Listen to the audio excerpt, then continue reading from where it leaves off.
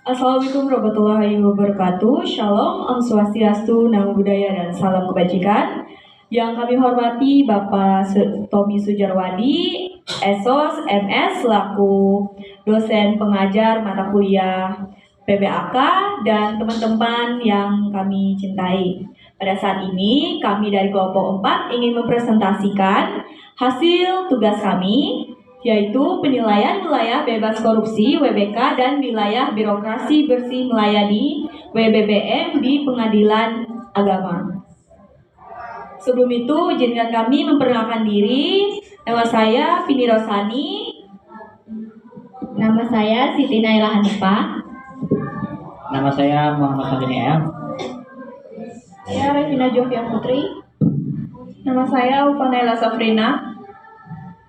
Nama saya Firdila Laila Hafizah. Saya Alia Sabina.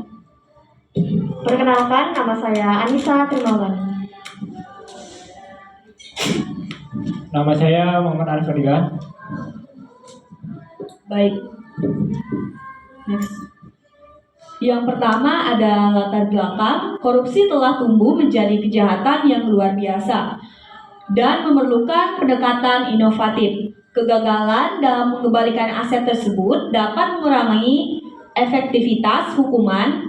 Upaya penindakan korupsi harus sejalan dengan upaya pencegahan. Pemerintah telah mengambil langkah pencegahan yang mencakup reformasi birokrasi dan peningkatan kualitas layanan publik. Predikat WBK atau wilayah bebas korupsi dan WBBM, wilayah birokrasi bersih dan melayani, merupakan indikator keberhasilan dalam mengatasi korupsi secara menyeluruh.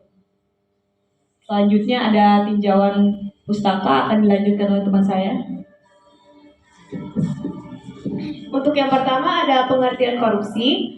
Kata korupsi berasal dari bahasa Latin corruptio atau corruptus. Corruptio memiliki arti beragam, yakni tindakan merusak atau menghancurkan. Corruptio juga diartikan kebusukan, keburukan, kebejatan, ketidakjujuran, dapat disuap, tidak bermoral, penyimpanan, dan kesucian, kata-kata atau ucapan yang menghina atau memfitnah.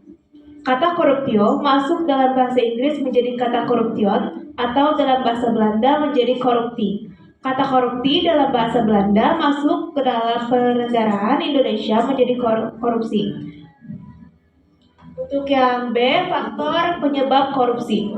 Faktor penyebab terjadinya tindak korupsi terbagi menjadi dua aspek, yaitu satu, faktor penyebab korupsi dari aspek internal adalah satu, malas atau tidak mau bekerja. Kedua, penghasilan kurang mencukupi. Ketiga, lemahnya moral. Keempat, sifat selalu merasa kurang. Yang kelima, gaya hidup konsumtif. Untuk yang dua, faktor penyebab korupsi dari aspek tepat. Satu, nilai di masyarakat memungkinkan untuk korupsi. Kedua, masyarakat kurang sadar bahwa dirinya korban korupsi. Yang ketiga, masyarakat kurang sadar dirinya terlibat korupsi. Yang keempat, masyarakat kurang sadar korupsi bisa dicegah dan dibentas. Yang kelima, aspek peraturan perundang-undangan.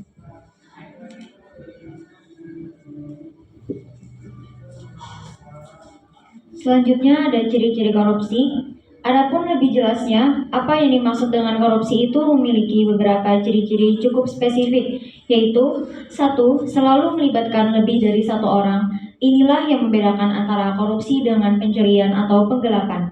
Dua, pada umumnya bersifat rahasia, tertutup terutama motif yang melatar belakangi perbuatan korupsi tersebut. Ketiga, melibatkan elemen kewajiban dan keuntungan timbal balik. Keempat, berusaha untuk berlindung di balik pembenaran hukum. Kelima, mereka yang terlibat korupsi ialah mereka yang memiliki kekuasaan atau wewenang serta mempengaruhi keputusan-keputusan tersebut. Selanjutnya ada motif korupsi. Pertama, corruption by greed. Motif ini terkait dengan keserakahan dan kerakusan para pelaku korupsi. Kedua, corruption by opportunities. Motif ini terkait dengan sistem yang memberi lubang terjadinya korupsi. Ketiga, corruption by need. Motif ini berhubungan dengan sikap mental yang tidak pernah cukup, penuh konsumerisme, dan selalu syarat kebutuhan yang tidak pernah usai. Keempat, corruption by exposures. Motif ini berkaitan dengan hukum para pelaku korupsi yang rendah. Selanjutnya ada macam-macam korupsi. Yang pertama, korupsi ekstorsif, memberi suatu kepada penguasa agar mendapatkan keistimewaan atau privilege. Yang kedua, korupsi manipulatif, mempengaruhi pejabat berwenang agar menerbitkan peraturan yang menguntungkan dengan imbalan. Yang ketiga, korupsi nepotistik, yaitu perlakuan istimewa kerabatnya dalam interaksi provider dan klien. Yang keempat, korupsi subversif, pencurian kekayaan negara oleh penguasa yang merusak kehidupan ekonomi bangsa. Selanjutnya ada jenis-jenis korupsi menurut Undang-Undang Nomor 31 Tahun 1999, Undang-Undang Nomor 20 Tahun 2001 tentang pemberantasan tindak pidana korupsi yang dijabarkan dalam 13 pasal. Korupsi dikelompokkan menjadi 7 kelompok, yaitu korupsi yang pertama terkait dengan suap menyuap, yang kedua terkait dengan pemerasan, yang ketiga terkait dengan benturan kepentingan dalam pengadaan, yang keempat terkait dengan merugikan keuangan negara, yang kelima terkait dengan gratifikasi, yang keenam terkait dengan perbuatan curang, yang ketujuh terkait dengan penggelapan dalam jabatan atau fiktif dalam markup. Selanjutnya akan dilanjutkan oleh teman saya. Baik, selanjutnya mengenai modus korupsi. Menurut Kamus Besar Bahasa Indonesia, modus adalah cara atau teknik yang berciri khusus dari seorang penjahat dalam melakukan perbuatan jahatnya. Modus korupsi dapat dibagi menjadi penggunaan anggaran untuk kepentingan pribadi, pembayaran tunjangan yang tidak sesuai ketentuan. Ketiga, penggunaan anggaran yang tidak sesuai peruntukannya. Keempat, melakukan belanja pengadaan fiktif. Kelima, melakukan pengadaan barang dan jasa yang tidak sesuai dengan aturan. Melakukan markup anggaran dan modus lainnya. Kemudian ada pola korupsi. Yang pertama, pola konvensional. Yang kedua, pola kwitansi fiktif. Ketiga, pola komisi. Keempat, pola upeti. Kelima, pola menjegal order. Keenam, pola perusahaan rekanan. Dan yang terakhir, pola penyalahgunaan jabatan dan wewenang.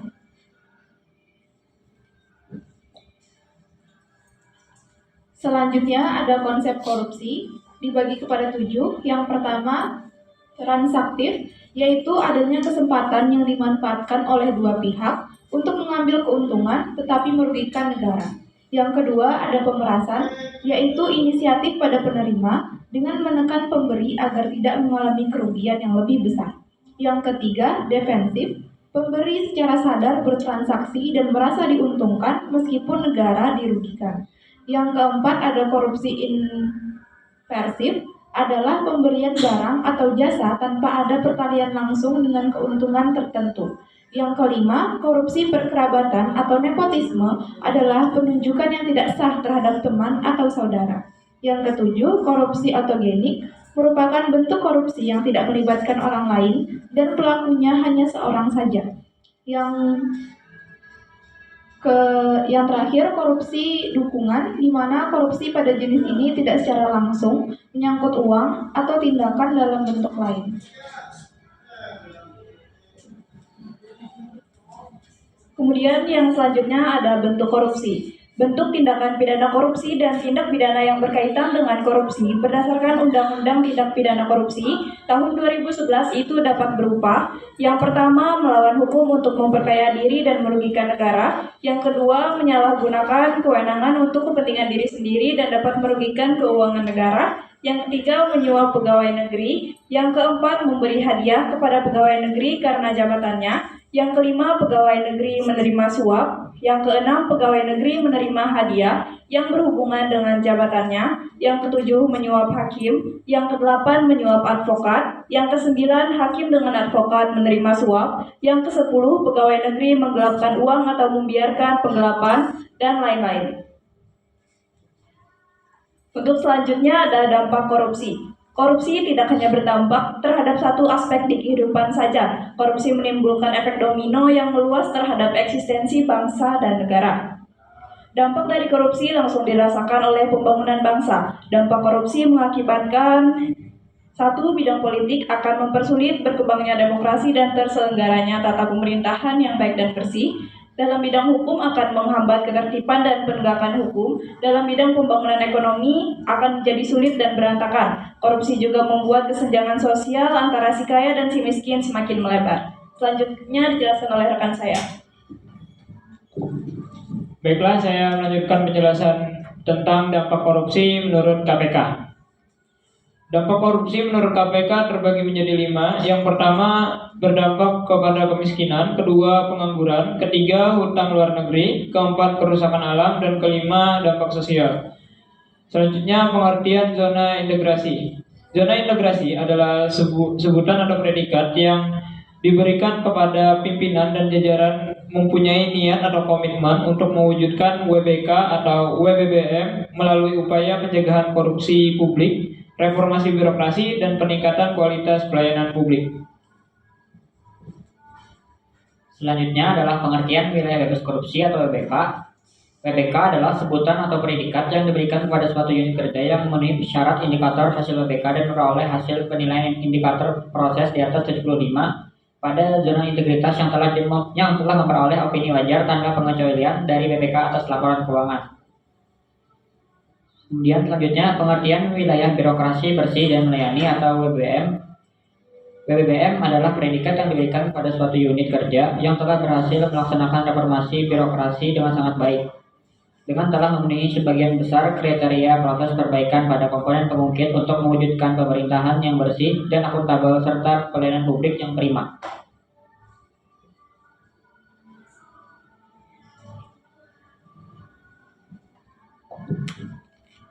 Kemudian hasil dan pembahasan. Yang pertama, manajemen perubahan dengan nilai rata-rata 82,85%, di mana poin pertama ada tim kerja dengan nilai persentase 75%.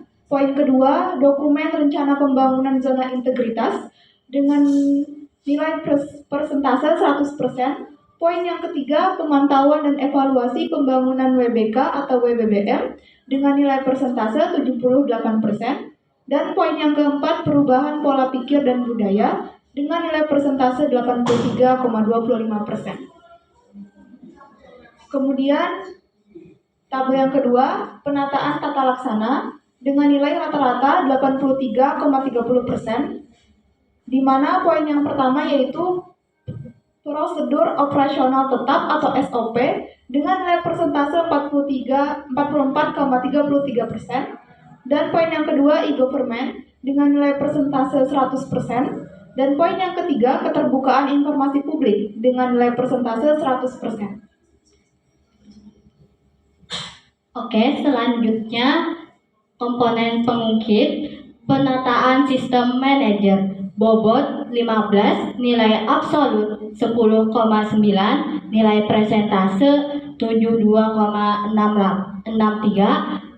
Poin 1, perencanaan kebutuhan pegawai sesuai dengan kebutuhan, bobot 1, nilai absolut 0,89, nilai presentase 44,33. Poin 2, pola rotasi internal, bobot 2, nilai absolut 1,33, nilai presentase 66,67. Poin 3, pengembangan pegawai berbasis kompetensi, bobot 3, nilai absolut 2,67, nilai presentase 88,83. Poin 4, penetapan kinerja individu, bobot 4, nilai absolut 3, nilai presentase 75.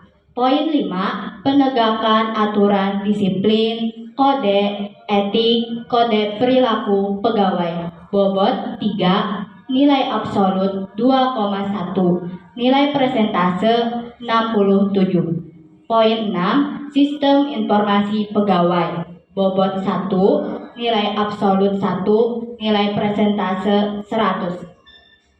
Oke, tabel 4, penilaian penguatan akuntabilitas di pengadilan agama. Penguatan akuntabilitas bobot 10, nilai absolut 9,17, nilai persentase 91,69.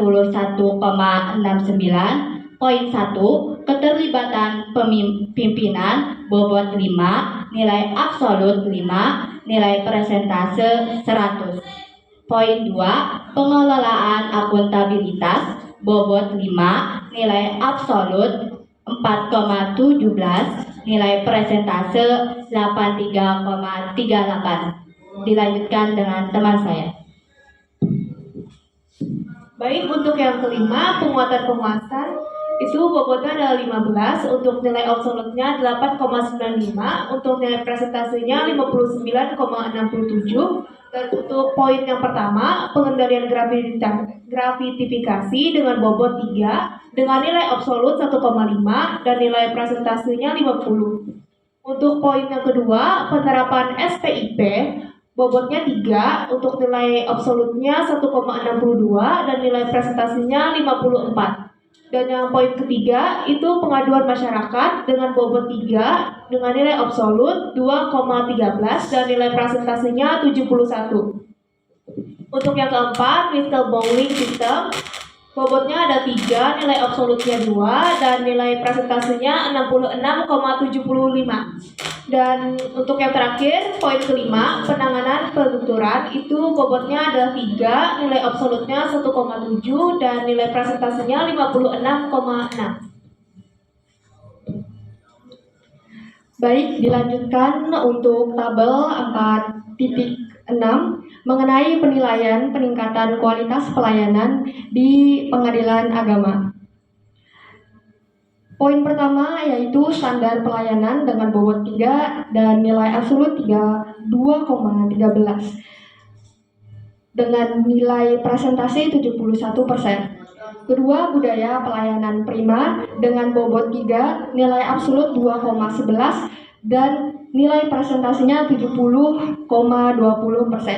Yang ketiga adalah penilaian kepuasan terhadap instansi dengan bobot 3, nilai absolut 3,56 dengan nilai presentasi 89%. Sehingga rata-rata dari hasil penilaian peningkatan kualitas pelayanan berjumlah 77,96%. Selanjutnya adalah tabel hasil yang memuat seluruh komponen pengungkit. Yang pertama, manajemen perubahan dengan bobot 5, hasil presentasinya 82,85%. Yang kedua, penataan tata laksana dengan bobot 5 dan hasil presentasi 83,30%. Yang ketiga yaitu penataan sistem manajemen sumber daya manusia dengan bobot 15 dan hasil presentasi 72,63%. Yang keempat, penguatan akuntabilitas dengan bobot 10 dan nilai presentasi 91,69%. Kemudian penguatan pengawasan dengan bobot 15 dan nilai presentasi sebanyak 59,67%. Yang terakhir adalah peningkatan kualitas pelayanan dengan bobot 10 dan presentasinya sejumlah 77,96%.